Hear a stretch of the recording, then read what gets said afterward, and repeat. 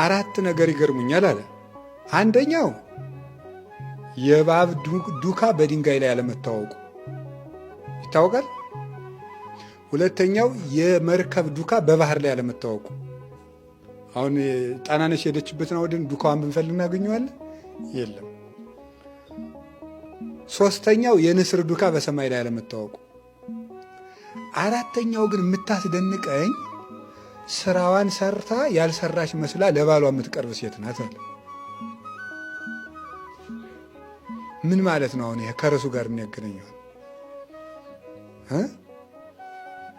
ሴት ኃጢአት ሴት ባሏን ሰርቃ ኃጢአት ሰርታ ዙራ ባሏ ጋር አብራ ብትኖር ያውቅባታል? ነገሩ እንጂ ምኑ ነው የሚያውቀው? ወንድስ ቢሆን ይታወቅበታል? ያን ትርጉሙ ሌላ ነው። ዘመድ ወደምታውቁት አትሄዱ። ሌላ ነው ነገሩ። ያቺ ሴት የምትባል ማን እንደሆነ ታውቃላችሁ? ነፍስ ናት።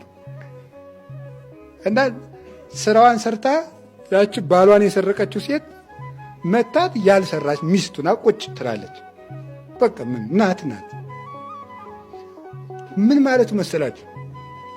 ስራዋን ሰርታ ያልሰራች የምትመስል ሴት ትደንቀኛለች ማለት ኃጢአቷን እንደፈለገች ስትሰራ ኑራ ንስሐ እጥብ አድርጎ ጥሎላት ከጻድቃን ጋር ኃጢአት ቀምሳ ማታውቅ መስላ የምትቆም ነፍስ ታስገርመኛለች ነው ትርጓሜው። እንደዚህ ነው አባቶቻችን ተረጎሙ። ሰሎሞንም ስለዚህ ነው መናገር የፈለገው እንጂ ሴትና ወንድ አይደለም ማውራት የፈለገው።